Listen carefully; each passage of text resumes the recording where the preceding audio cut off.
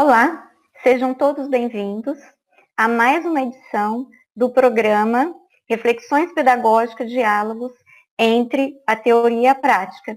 E eu dou boas-vindas a todos e a todas em nome da nossa secretária, professora Elza, da nossa secretária adjunta, professora Soraya, e do nosso superintendente, professor Valdir Leonel. Para quem não é da nossa rede, o programa Reflexões Pedagógicas, ele é um programa de formação continuada da Secretaria Municipal de Campo Grande, Mato Grosso do Sul. Eu sou a professora Alcione Valadares, faço parte da equipe de divisão de avaliação da SUPED-CEMED, que está responsável por essa live de hoje. Antes de iniciarmos, eu gostaria de pedir licença para vocês, para agradecer primeiramente a Deus por estarmos todos juntos hoje. Agradeço também o professor Jaques e a equipe da Divisão de Tecnologia, a professora Ana Ribas, da SUPED, que estão sempre nos bastidores das lives. Agradeço também a equipe da Divisão de Educação Especial, que disponibilizou os intérpretes de Libras, Marcos, Josiane e Cláudia, que estão nos auxiliando hoje. E eu vou pedir um favor especial para vocês, tá? Entre lá no canal do YouTube e se inscrevam, deem um joinha na nossa live, ativem o sininho de notificações, certo? E eu aguardo vocês no chat para nós interagirmos. Se você é de outra cidade, se apresente lá para a gente, coloquem as impressões de vocês sobre a temática, as dúvidas, e vamos interagir. Então, vejo vocês no chat daqui a pouco. O tema da nossa live de hoje, como vocês vão ver aí, é produção textual na avaliação escolar, uma abordagem na perspectiva dos letramentos críticos. Quem irá dialogar com vocês sobre essa temática é a professora Jane Baena Fernandes, que também faz parte da equipe da divisão de avaliação. A professora Jane, ela tem graduação em letras pela Universidade Federal de Mato Grosso do Sul, tem mestrado em estudos de linguagem e é doutoranda por esse mesmo programa também na Universidade Federal de Mato Grosso do Sul. Muito bem, quando nós professores vamos avaliar a produção de texto dos nossos alunos, nós analisamos vários aspectos, certo? Nós observamos a ortografia, a pontuação, a paragrafação, a coerência, a coesão, o uso da letra maiúscula, a concordância, a adequação da temática solicitada, a adequação ao gênero solicitado, seus elementos, e a construção do sentido. Dentro de todos esses aspectos, nós escolhemos um para estar dialogando com vocês hoje, que é a construção de sentido na perspectiva dos letramentos críticos. E sabe o que é mais interessante no nosso diálogo hoje? É que nós falaremos sobre esse assunto a partir da nossa realidade. Como assim, professora Alcione? Sim, a partir da nossa realidade. Porque nós vamos utilizar trechos, tá? De produção de textos, de produção de texto, de escrita dos alunos da nossa rede. Esses trechos foram retirados das avaliações de produção, das avaliações diagnósticas aplicadas aos alunos do 8º ano. Então, eu finalizo aqui, deixo um forte abraço de toda a equipe da Divisão de Avaliação e da SUPED para vocês. Sintam-se acolhidos nesse espaço que é feito para você e por vocês, certo? Então, com vocês, para dar continuidade ao trabalho, a professora Jane Baena. Até breve, nos vemos no chat.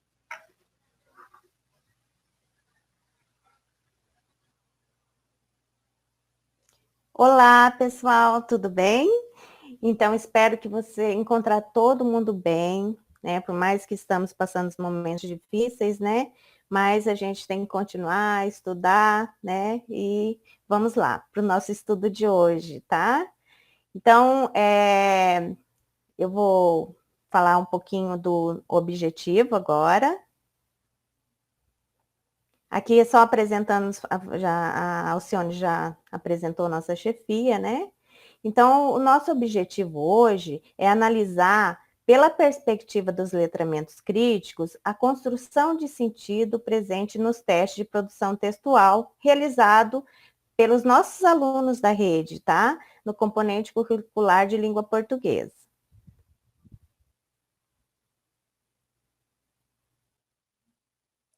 Como podemos observar no próximo slide, eu trouxe aqui para vocês a concepção de linguagem, porque tem que deixar bem claro qual que é a concepção de linguagem que a gente está usando, né, na teoria do letramento crítico. Então, ela é baseada mais na teoria do Bakhtin, na concepção de Bakhtin, e nós temos aqui uma linguagem como uma prática social, não como algo fixo. Então, ela sempre é volátil, vai estar sempre em movimento, em conflito. Ela é complexa, a gente não tem nada puro, simples.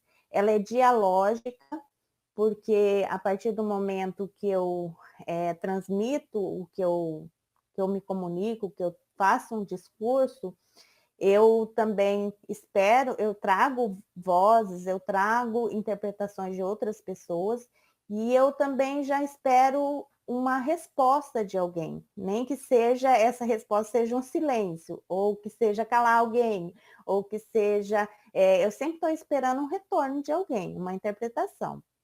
Ela é híbrida. Quando a gente fala de híbrida, não é que são duas coisas ao lado e cada uma tem um significado, mas que essa junção tem um significado diferente.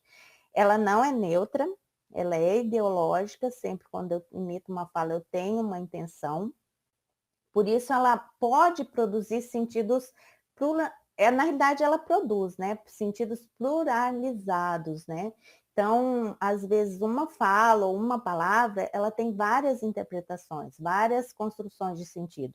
Se a gente falar em cor branca, cor aqui no Brasil, todo mundo tem quase uma interpretação, mas se a gente falar em cor branca, lá no Polo Sul, no Polo Norte, onde existe muito, né, essa cor por conta do gelo, então vão ter várias tonalizações.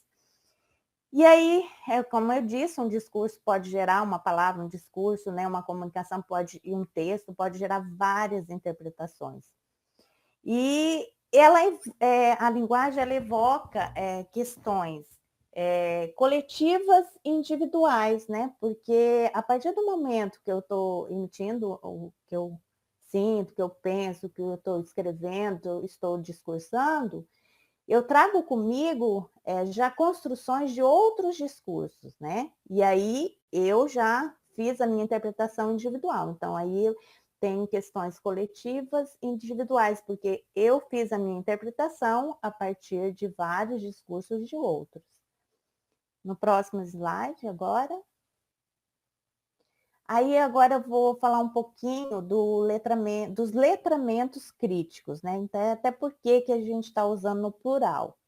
Então, a concepção de letramentos críticos, que eu vou trazer aqui para a nossa conversa, ela partiu de um estudo na década de 90 com um grupo de Nova Londres.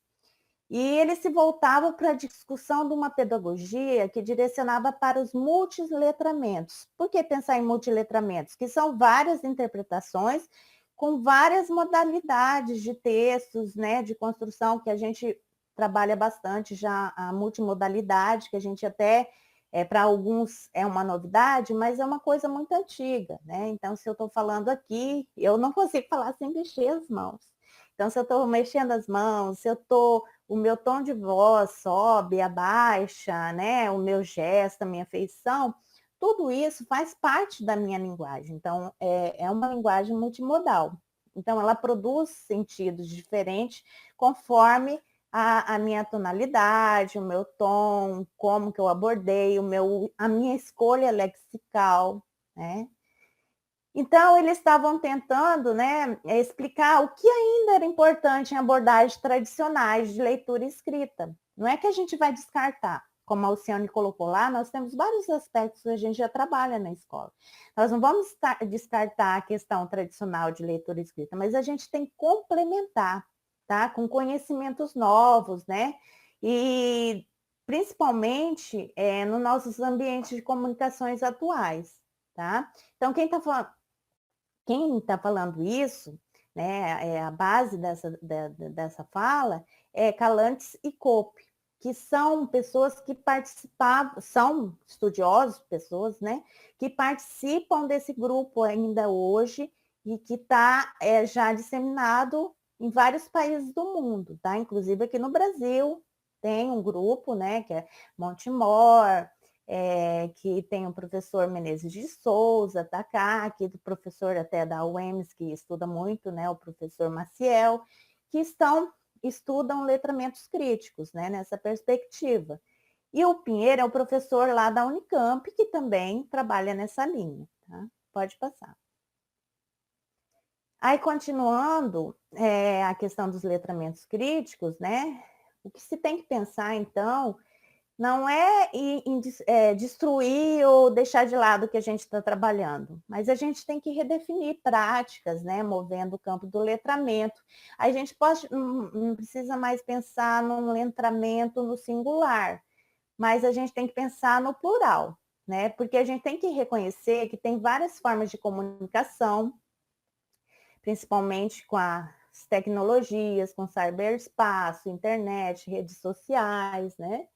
E aí a gente inclui os modos visual, aditivo, espacial, de comportamento, de gesto, é uma sinestesia, né? Então tudo isso produz sentido, tá? Pode passar.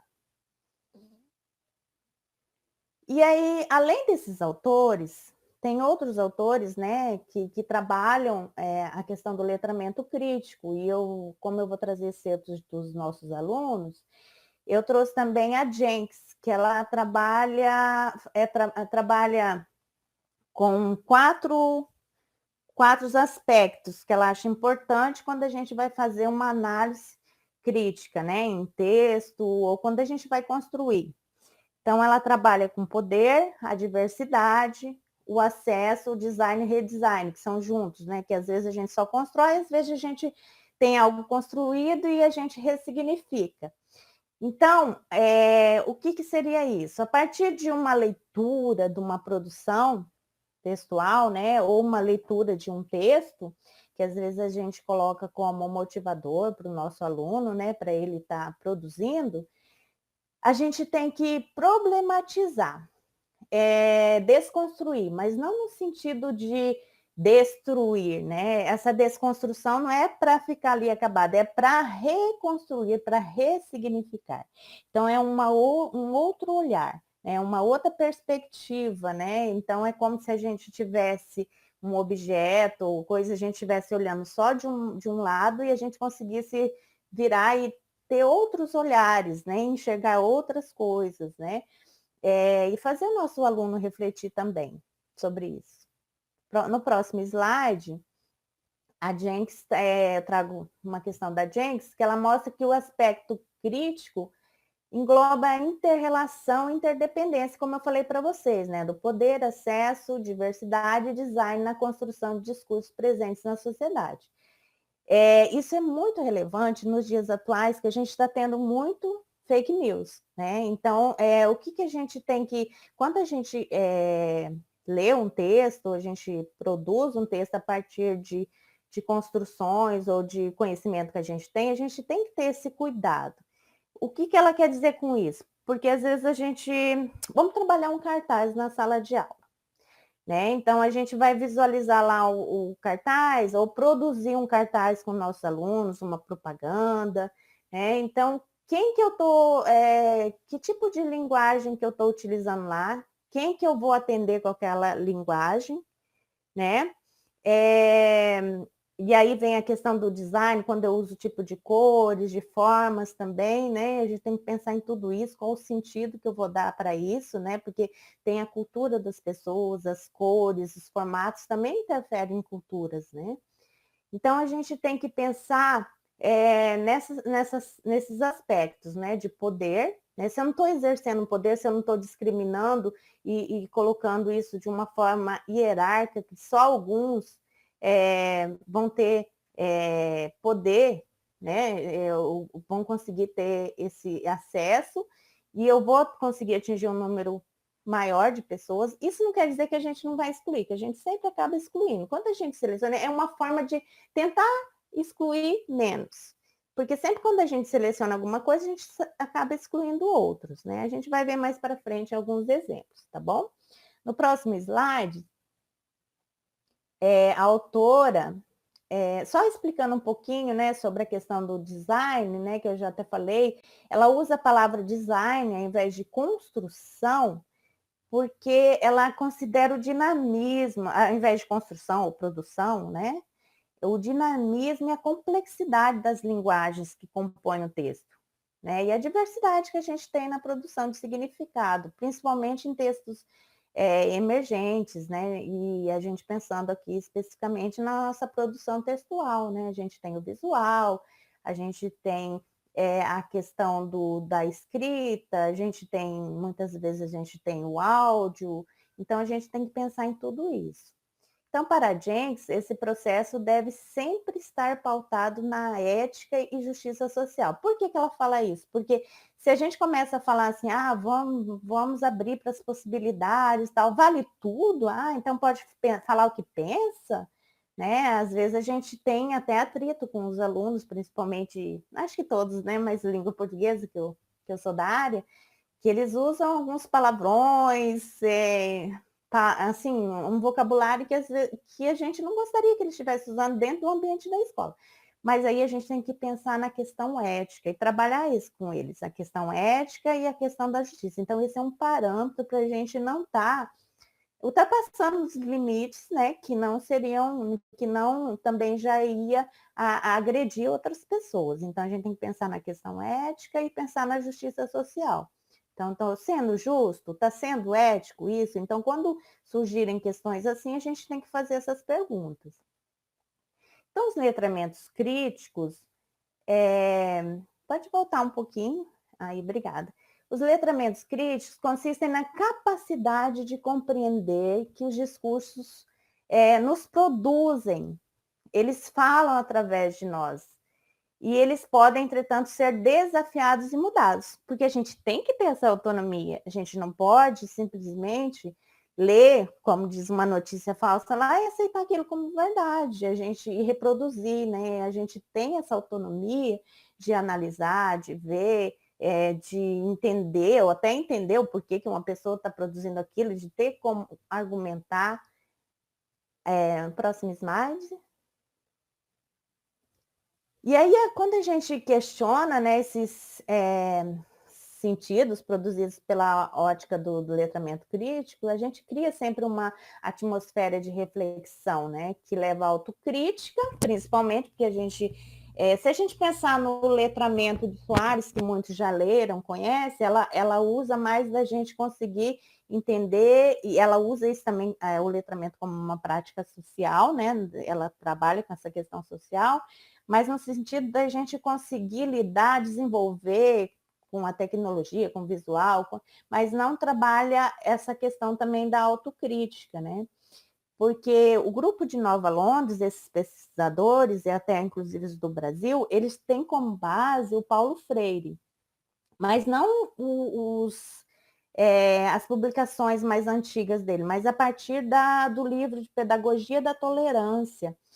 Então, eles partiram dessa visão da pedagogia crítica de Paulo Freire, que ele fazia uma análise, vamos dizer, de um texto, né, para ver o que o autor queria dizer com aquilo. Então, ele focava no autor, né, o que eu estou entendendo. Então, se eu entendesse que o autor estava querendo me conduzir a um caminho, me manipular, então era uma pedagogia libertadora.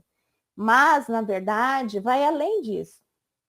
A gente também tem que entender o porquê que a gente pensa assim. Porque eu, Jane, estou interpretando dessa forma e não de outra forma.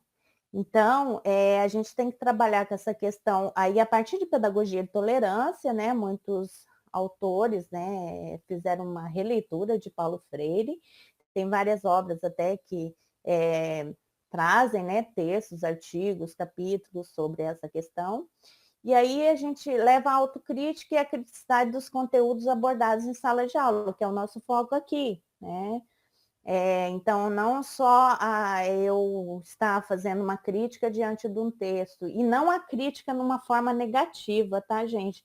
Porque às vezes a gente pensa a crítica, vou criticar, ele tem esse sentido, nessa construção de sentido, mas não é no sentido pejorativo, mas é no sentido, gente, eu não tinha pensado, além disso, a gente pode acrescentar isso, nossa, dá para ver assim, mas dá para ver de outra forma.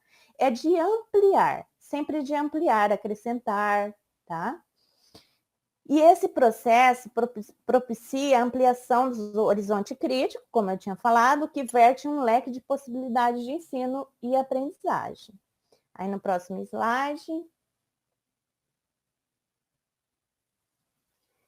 Então, voltando, né, retomando a questão da autocrítica, eu trouxe aqui a Takaki, que ela fala que envolve uma análise de si diante das situações e interações com outros. Não é algo assim que serve para qualquer contexto, não, tá? Então, cada contexto vai ter uma construção, né? Uma interação e vai construir um sentido. Então, ali, essa autocrítica, ela serve para situações localizadas, contextualizadas, tá? Mas ela, na realidade, ela é um engajamento, é um modo de vida, é um exercício de vida, né, que a gente toma. Porque se a gente se acomodar e nem ficar questionando muito, nem parar para olhar, ter uma análise mais profunda, a gente não tem esse engajamento, né, com a questão crítica, né? E essa reflexividade é constante. Assim, a gente tem que fazer por meio de questionamentos, né? Então, por que eu estou pensando, fazendo e falando dessa forma? Quem eu estou querendo atingir? Qual é o meu objetivo agindo assim? Esse comportamento exige a insistência e a resistência para uma autoformação crítica. Então, quando a gente se comporta dessa forma, né, a gente está tendo uma autoformação crítica, tá? Pode passar.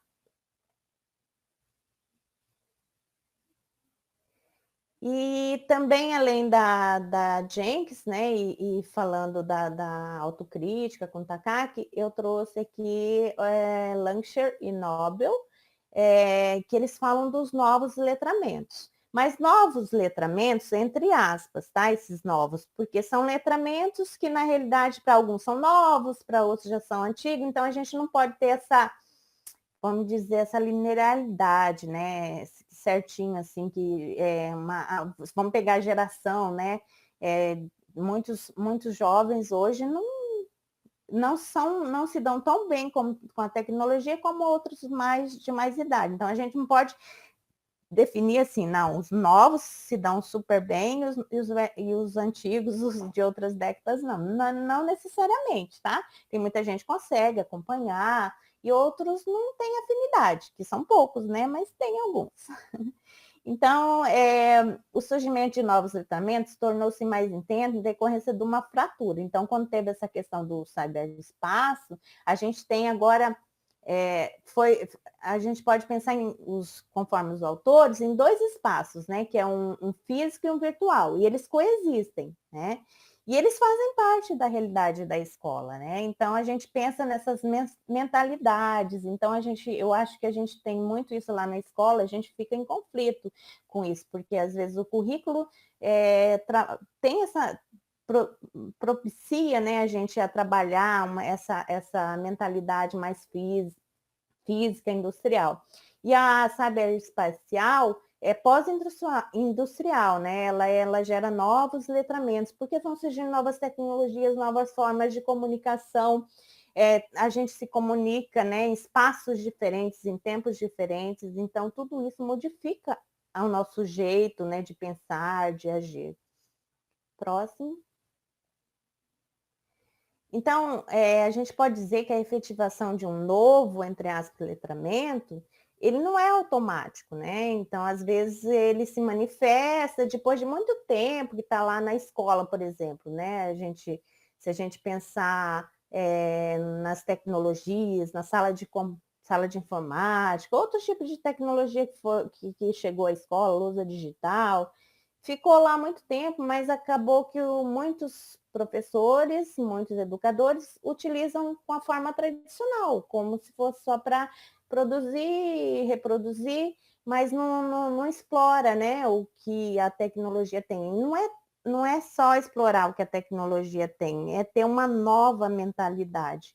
Então, às vezes, você não tem uma tecnologia tão atual, mas se você tem uma nova mentalidade, você consegue trabalhar com um livro, com papel, em qualquer, lá no pátio da escola, de forma que tem essa mentalidade mais evoluída, né? Mais condizente com o cyberespaço, né? Então, os autores tratam das diferenças das mentalidades. Aqui ele trabalhou com a questão das gerações da web 1.0 e 2.0, mas a gente está bem avançado, já está entrando na 4.0, né? Depois, em outro momento, a gente pode estar falando dessas questões. Mas porque até o texto era de 2007, mas dá para ver essa questão da evolução, da diferença, tá? Próximo slide. Então, o que a gente pode dizer que se destaca na mudança de geração, né? São aspectos como criação, colaboração, compartilhamento, coautoria, coletividade, dinamismo, que podem ser atribuídos a um blog, por exemplo. E isso é diferente daqueles primeiros sites, né, que eram elaborados, que era só de uma única autoria, ou não tinha acesso, né, era bem estático, então demorava até um pouco para atualizar, só a pessoa que produziu, que era dono, podia atualizar, né? Então ele também tinha só um tema específico, não tinha espaço para colaboração, nem participação com autoria, comentários, por exemplo, né? Então, já foram evoluindo nesse sentido. Hoje a gente já tem, chega em casa, muitos devem ter a Alexa, da Amazon, já pede, Alexa, liga o ar, Alexa, liga a TV. Então, você já tem uma outra forma de se comunicar, tá? Próximo slide.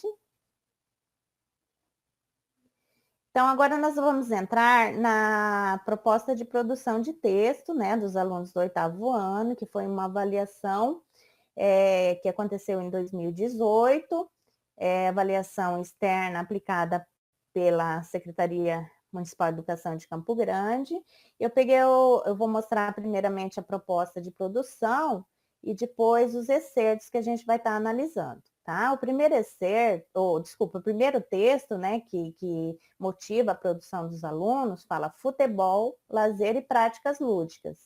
Bill Shankly, um dos mais celebrados personagens da história do velho esporte bretão, técnico da equipe do Liverpool, Inglaterra, na década de 60, certa vez afirmou: algumas pessoas acreditam que futebol é questão de vida ou morte. Fico muito decepcionado com essa atitude. Posso garantir que futebol é muito, muito mais importante. Tá? Esse foi o primeiro texto, aí vamos para o segundo. O segundo texto, motivador para a produção dos alunos, era o seguinte. Artigo 6º, tá? Falava o seguinte: são direitos sociais a educação, a saúde, a alimentação, o trabalho, a moradia, o transporte, o lazer, a segurança, a previdência social, a proteção à maternidade, à infância e a assistência dos desamparados na forma desta Constituição. Então, está na Constituição, e aí foi tirado um artigo para estar mostrando os direitos, né? A educação, a saúde, a alimentação. Próximo. O terceiro texto é uma charge, tá? Então, lá, logo acima da charge, está escrito assim, BGE, 35% passam fome no Brasil. Aí mostra uma pessoa, que a gente pode se dizer que é uma pessoa de rua, um mendigo, com uma bandeira do Brasil em forma de uma sacola, com várias latinhas, e ele estava mexendo no lixo e tirando alguma coisa para comer, ou para reciclagem ou para comer, né? E aí ele estava pegando um pedaço de pão dentro do lixo, tá? E ele estava olhando fixado, né, vidrado uma vitrine de uma loja onde tem uma TV e estava acontecendo um jogo de futebol, possivelmente de uma Copa, né, que tá as cores do Brasil lá, amarelo, azul, e está escrito circo, né, nessa parte onde está a televisão. Então vamos para o próximo. E daí, a partir desses 3 textos, né, o aluno tinha que produzir um texto dissertativo argumentativo a partir da seguinte questão: a Copa do Mundo, paixão nacional, é uma forma de proporcionar lazer e alegria para as pessoas ou é apenas pão e circo? Então, isso aqui foi retirado da nossa devolutiva, né, que foi impressa e entregue às escolas, né, alguns professores da rede devem estar lembrando agora. Então, vamos para o próximo. Então, a partir das produções dos alunos, né, eu escolhi 4 excertos, e esses excertos foram retirados dos alunos com a menor nota, né, das escolas que foram, eu peguei 4 regiões, um excerto de cada região, e os alunos com menor desempenho das escolas também com menor desempenho de cada região, tá? Então, o primeiro excerto diz o seguinte: bom, a Copa do Mundo é muito top para quem gosta. Eu gosto de ver os jogadores de futebol na Copa, fazendo gols, mas eu não posso jogar futebol no sol, porque eu fico com dor de cabeça. Mas a Copa do Mundo é divertido e muito top. E tem aqueles que brigam quase se matam por causa de time. Melhor, meu time é melhor, mas não me importo, porque os jogadores estão lá ganhando seu dinheiro e não ficam nem e não estão nem aí. Para quem está brigando pelo time melhor, eu já vi casos na televisão que pessoas se mataram, mas os jogadores estão ganhando seu dinheiro. É assim. Então, peguei esse excerto, aí a partir no próximo, né, slide, eu vou mostrar um pouquinho, a partir da abordagem na perspectiva dos letramentos críticos, a gente poderia fazer alguns questionamentos. É lógico que esses questionamentos, aí vai depender de como o professor quer trabalhar. Eu posso trabalhar uma produção de texto, e aí eu vou tirar o que o meu aluno já tem, o que ele traz ali, e aí eu vou expandir, eu vou ampliar isso, vou trabalhar as questões gramaticais, as questões de repetições, pontuações. Você vê como que um texto dá para trabalhar muita coisa, né?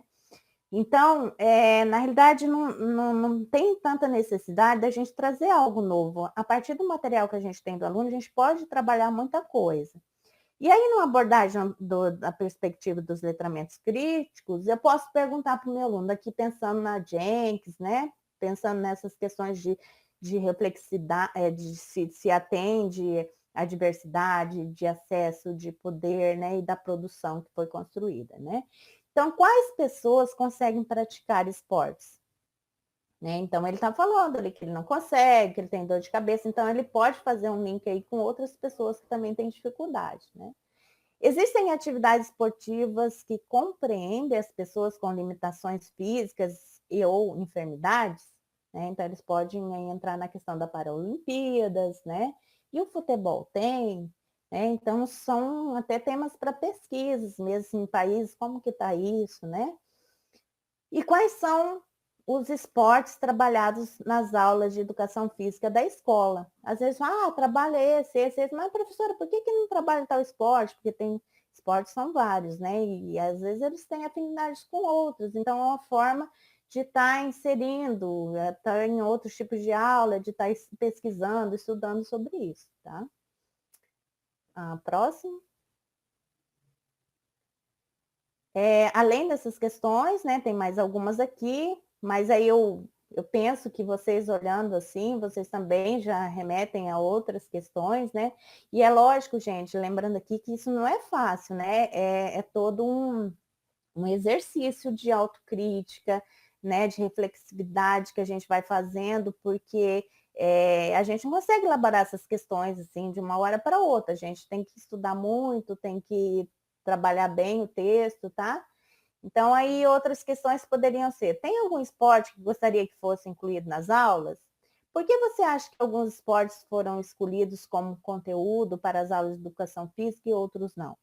Então, aqui a gente pode entrar na questão do poder, né? Porque, tem um currículo, tem que explicar. Não é que isso é errado, gente, é que foram escolhas. Quando a gente escolhe alguma coisa, exclui outra.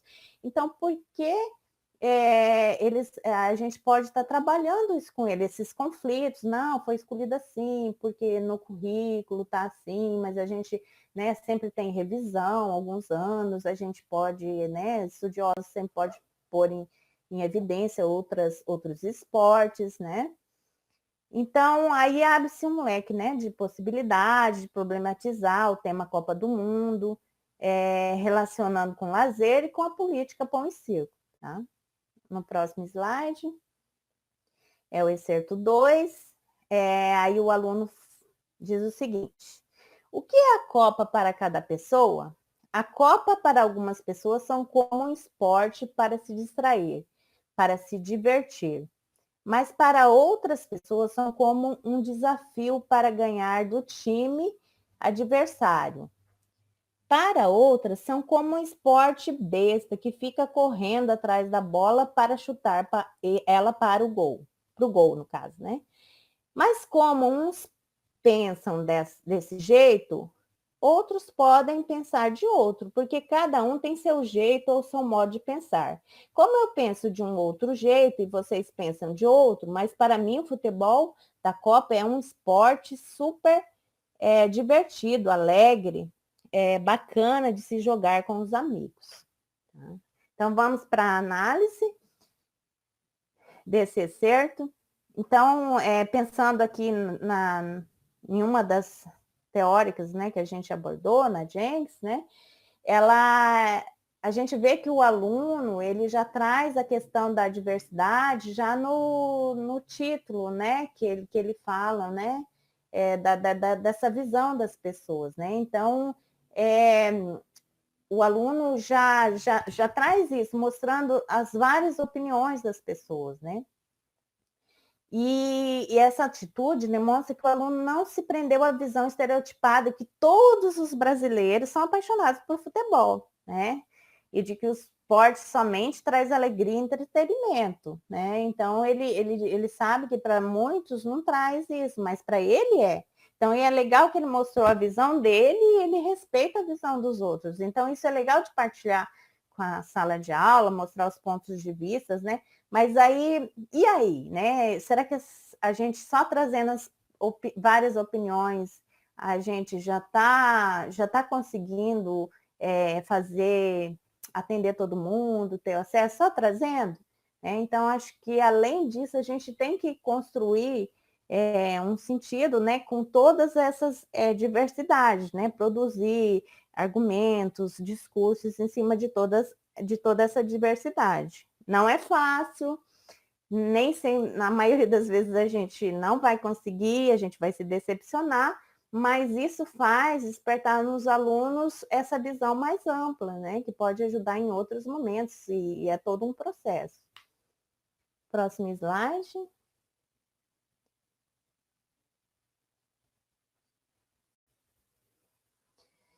E então a gente destaca, né, a diversidade e a inclusão das várias opiniões, inclusive do próprio aluno, que divergem, né, das outras visões mencionadas por ele mesmo. Então, ele mesmo está colocando as visões e fazendo esse conflito, né?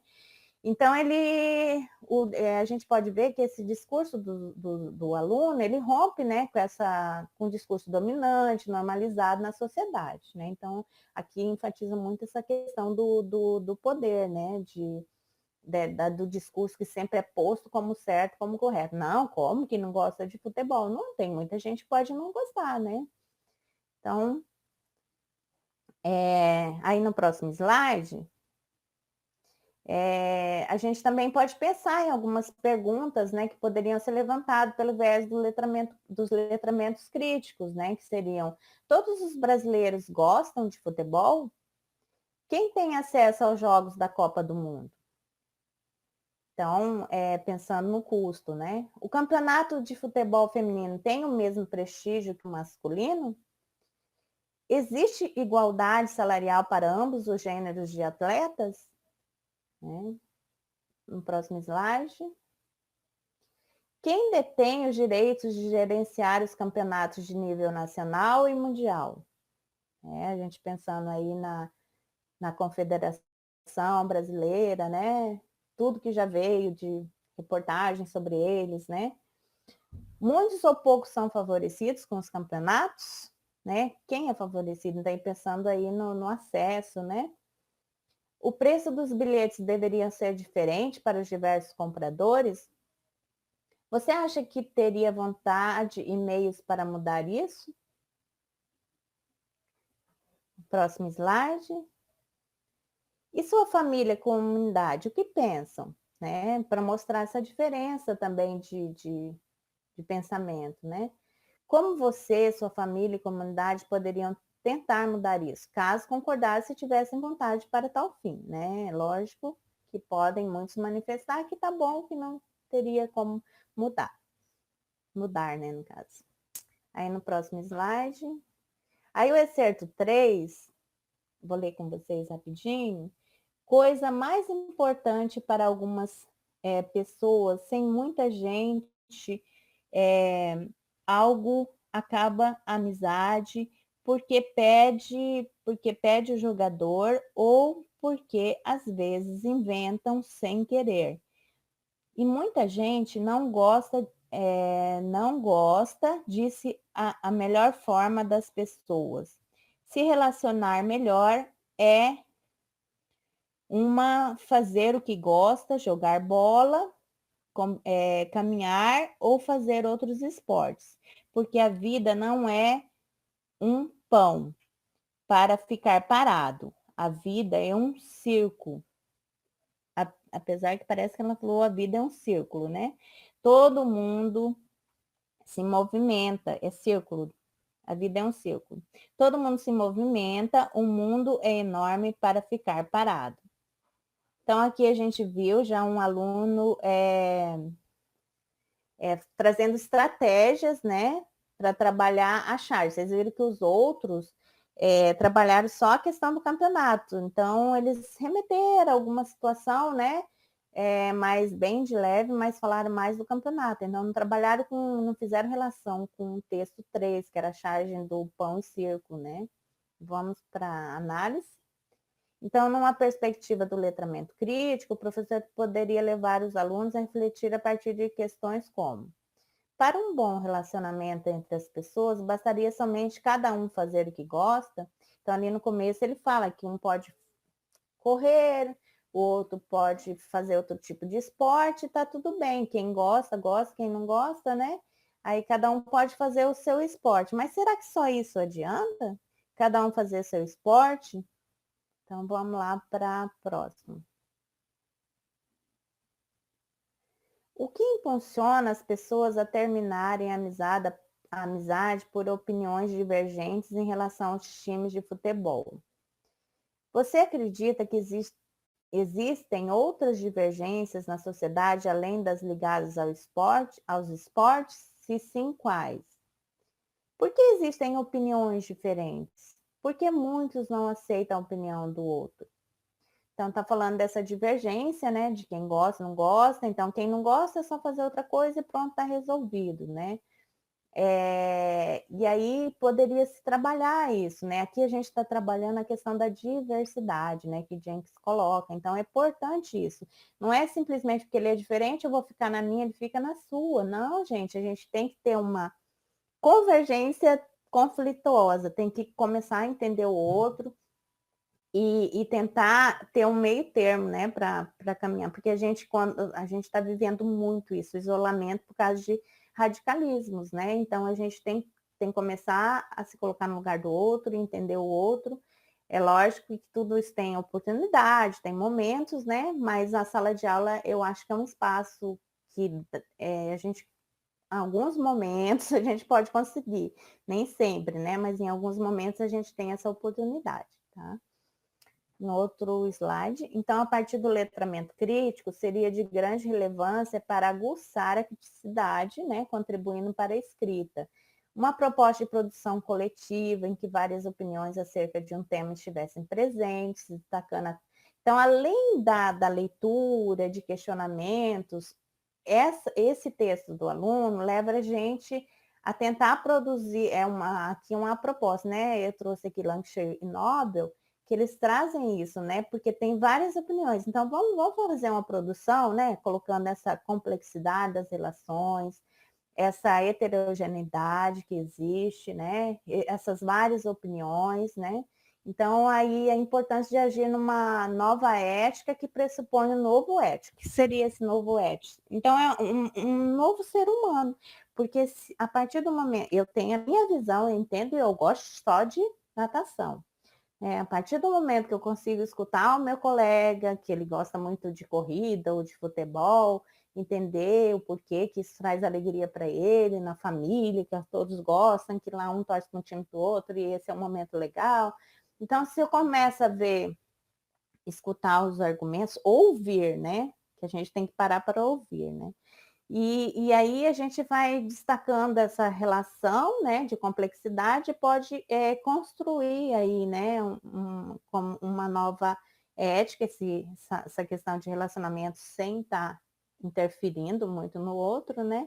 E, e aí isso aí pode levar, né, uma nova forma de pensar, né, de pensamento, que é esse novo ético que Lancashire Nobel diz. Próximo.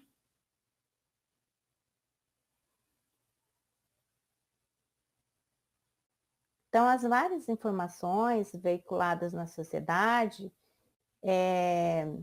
ela já tem isso, né, de muitas ideias, opiniões, né, e a gente tem que tentar conviver com essas divergências, né? Como conviver nisso, né? Sempre tentando negociar as situações de conflitos. Isso é legal? Não, não é nada assim legal, lindo, não tem nada disso. E nem sempre a gente tem garantia que também vai dar certo. Mas a gente tem que tentar procurar sempre estar trabalhando essas situações de conflito.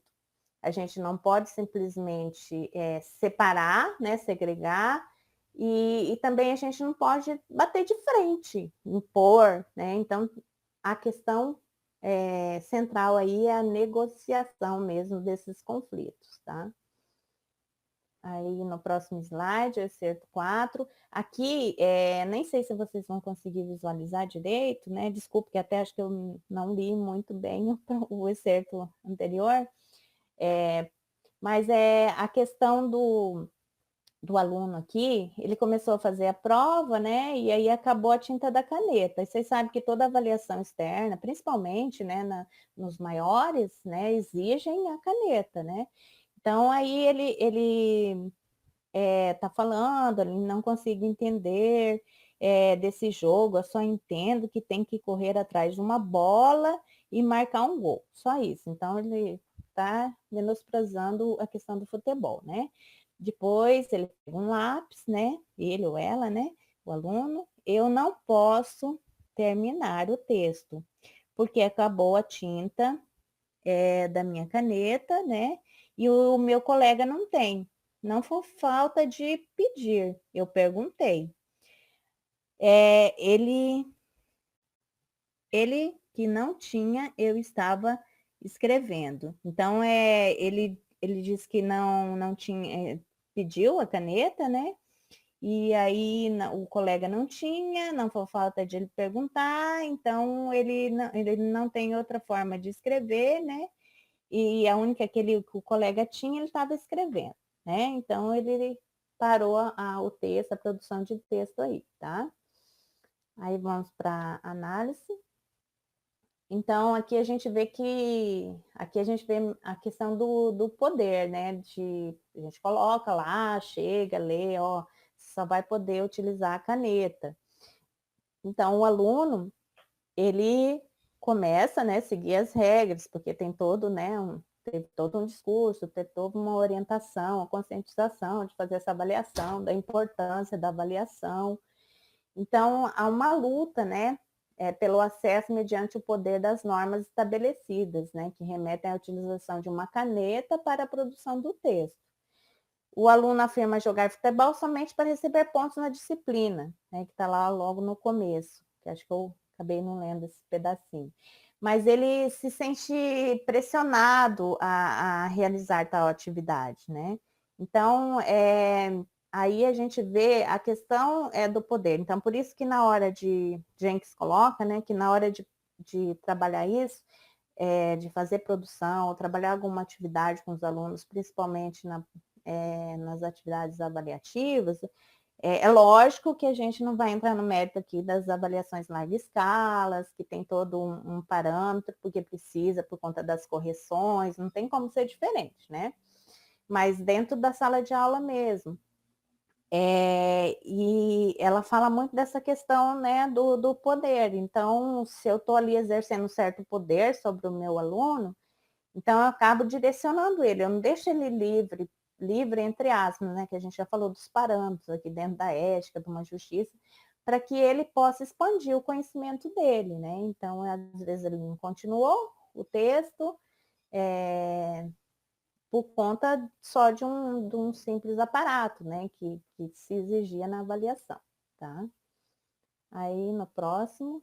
Então, toda a escrita do aluno está pautada, né? Ele sabe muito bem justificar, né?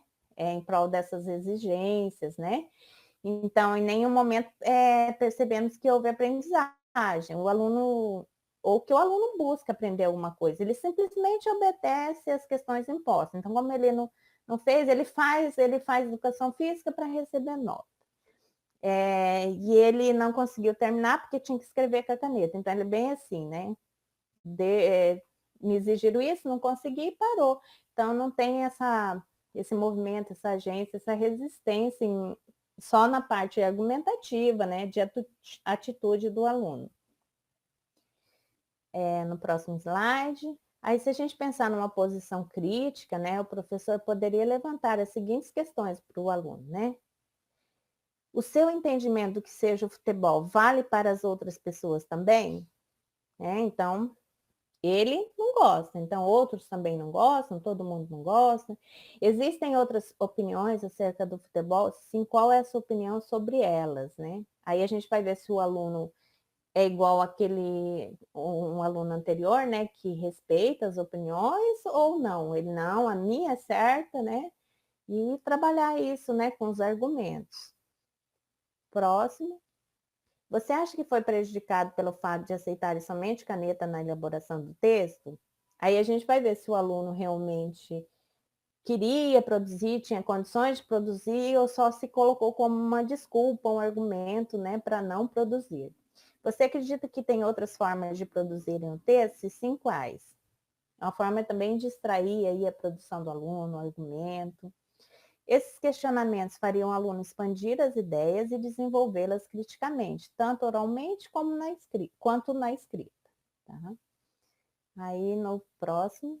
Agora que a gente já fez essas análises, a gente, gente, lembrando aqui que aqui é um diálogo que eu estou tendo com vocês. Eu acredito que muitos professores já trabalham assim, sabe? E muitos trabalham, tenham um tipo de abordagem, pode ampliar. E vocês também estão abertos, né, para contribuir e dar sugestões no nosso diálogo pelo chat, tá bom?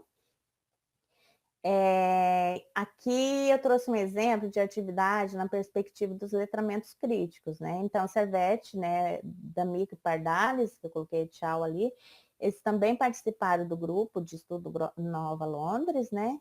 E eles dão exemplo de uma professora alfabetizadora que levanta questões em relação às imagens de mulheres apresentadas em cartazes de venda de produtos referentes ao Dia das Mães. Então, com crianças pequenas, dos anos iniciais, tá? Essas questões, elas possuem o objetivo de levar o aluno a enxergar sobre outras perspectivas, apoiando-se no conhecimento de mundo que elas possuíam. Então, a gente vai verificar no próximo slide aqui, vou mostrar qual foi a atividade. Então, os alunos refletem sobre suas mães, né? Se estão representados na imagem, ou seja, vão além do que foi apresentado no cartaz, que normalmente mostra uma criança branca dando um presente de custo alto por uma mãe branca, né? Exclui desse modelo trazido constantemente pelos catálogos, livros didáticos, propagandas televisivas, crianças e mães de outras raças, etnias, de baixo poder aquisitivo, de diferentes composições, né, familiares. Então, o conceito de família aqui. Então, no caso a D'Amico, Pardales, né, e Servetti, elas pegam e fazem vários questionamentos para levar o aluno a refletir sobre o cartaz, né? O produto que está sendo dado, né? Que era um perfume, no caso, um perfume caro, sempre, né? A gente pensa em perfume, é um preço alto, é difícil ter perfume com preço baixo, né? Então, questionar se fosse outro presente, um desenho, uma flor, né? Teria o mesmo significado? Então, são questionamentos que a gente pode começar a desenvolver, né, nessa perspectiva do letramento crítico, para o aluno também conseguir enxergar outras possibilidades, tá? Aí, no próximo. E o trabalho dos alunos se estende para as comunidades locais, né? Os alunos. E aí a professora faz isso, né? Faz que os alunos vão para as comunidades, os alunos dialogam com as próprias mães, entrevistam, vê como que dá para trabalhar várias aulas, né? Entrevistam outros e percebe que é possível ressignificar o conceito de Dia das Mães. Aí vem aquilo que a Jenks falou, né? A gente tem uma construção, tem lá um design, a gente vai ler tudo, entender tudo, nossa, por que aquela cor de mãe, por que aquele presente, por que aquela imagem daquela forma. Então, nós temos lá um design, né? E aí a gente vai fazer essa reflexão, né? Crítica, vai desconstruir, porque daí vai fazer vários questionamentos para desconstruir e vai ressignificar, né? A partir do momento que faz esse trabalho também de entrevista, né? Percebe que é possível ressignificar o conceito de Dia das Mães para além do consumo de presentes, né? Que a gente vê aí, é Páscoa, é Natal, sempre é consumismo, né? Enfatiza muito o consumismo, né? Então, além dos presentes a elas, valores como relacionamento humano emergem dessa experiência de letramento crítico. Aí no próximo slide, aqui foi um outro exemplo, daí eu que montei, trouxe uma charge, né? Tá a fonte direitinho ali. Essa charge, ela tem imagem de uma televisão, saindo vários armamentos, até granada, né? Em direção ao telespectador que está com medo e fica atrás de uma poltrona amarela, né? Então, tanta violência que está saindo da televisão, né? Então, vamos para o próximo. Então, a partir dessa charge, então, além da gente pôr lá e deixar o aluno interpretar e fazer uma produção de texto ou dizer que ele entendeu, a gente pode chegar a vários questionamentos na perspectiva dos letramentos críticos para que o aluno aí faça a sua produção, ou individual, ou coletiva, de acordo com o que o professor achar melhor, né, naquele momento, na sala, né, no seu contexto. Então, a gente pode estar perguntando que tipo de telespectador está representado na charge, né? Você se enquadra nesse tipo? Comente. Então, qual é o objetivo de quem produz e veicula o programa representado na charge? Como você lida quando há conflito entre sua visão, interpretação e a do autor da charge? Ah, mas a minha cidade não tem isso. Por que fica só mostrando tanto conflito, né? Tanta violência? Então, aí pode acontecer de ter essas divergências, né? Eu não vejo isso, né, no dia a dia, e todo momento lá na televisão está mostrando, enfatizando. Aí no próximo slide.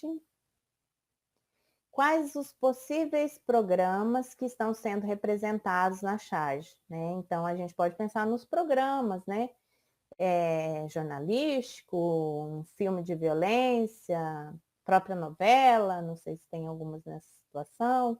Então, há outros tipos de programas que são veiculados na mídia. Próximo.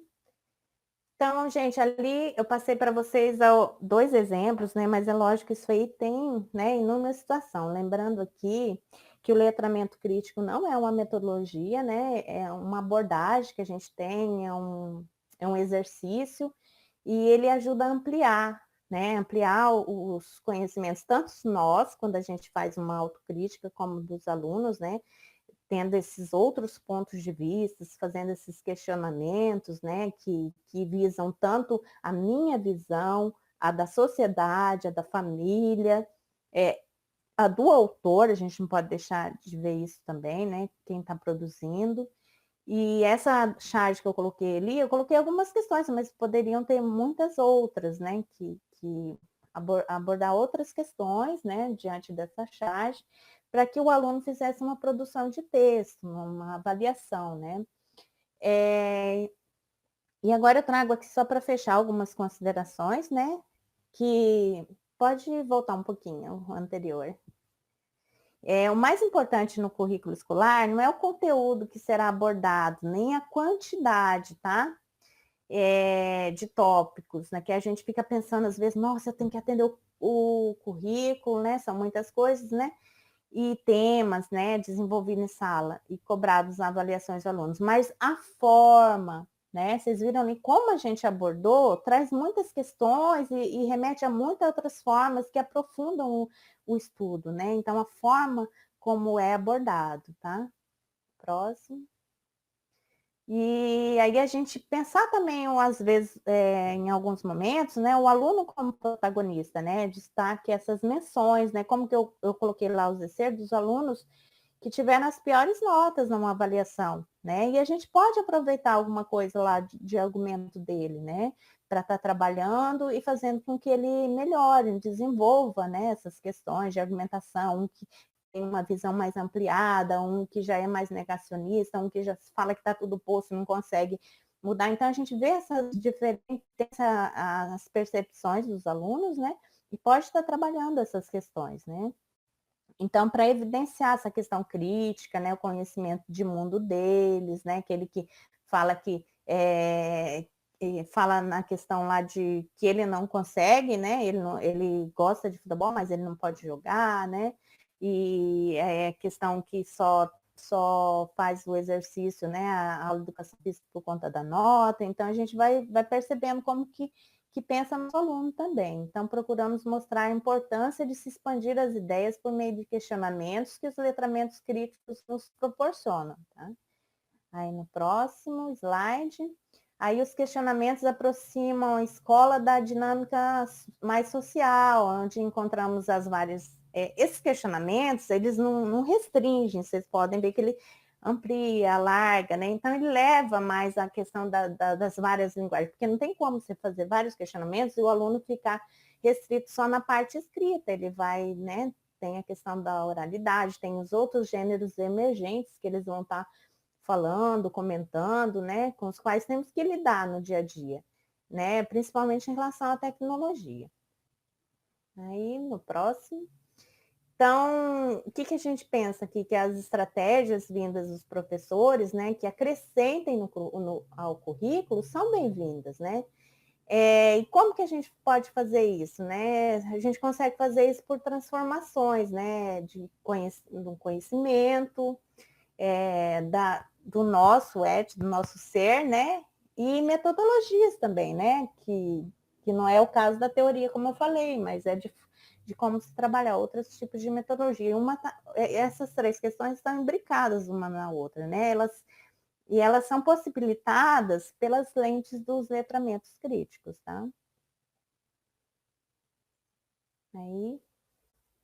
Então, as atividades de produção de texto, né, sendo avaliativas ou não, elas são mecanismos de, porque ali, quando o aluno coloca ali, ele argumenta, no caso do texto argumentativo, a gente vê toda a parte, né, gramatical, a parte de lexo, de ortografia, e a gente também vê a questão, né, da criticidade do aluno, né? Então, caso seja possível, o professor desenvolver o processo de reconstrução proposto por Jenkins, né?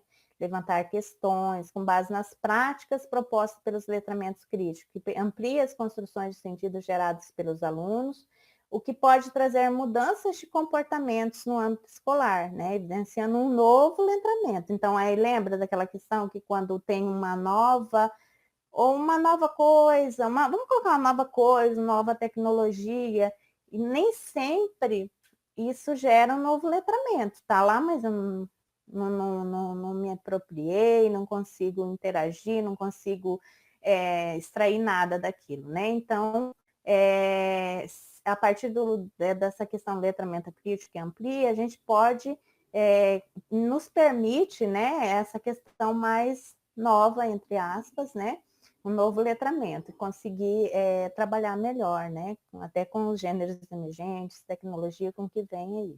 Está mais aberto.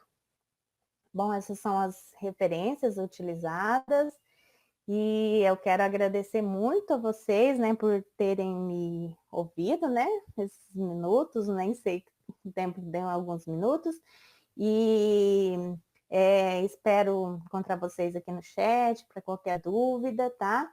E agradecer em nome da equipe da Divisão de Avaliação e da Secretaria, né? Um beijo muito grande a todos vocês. Tchau.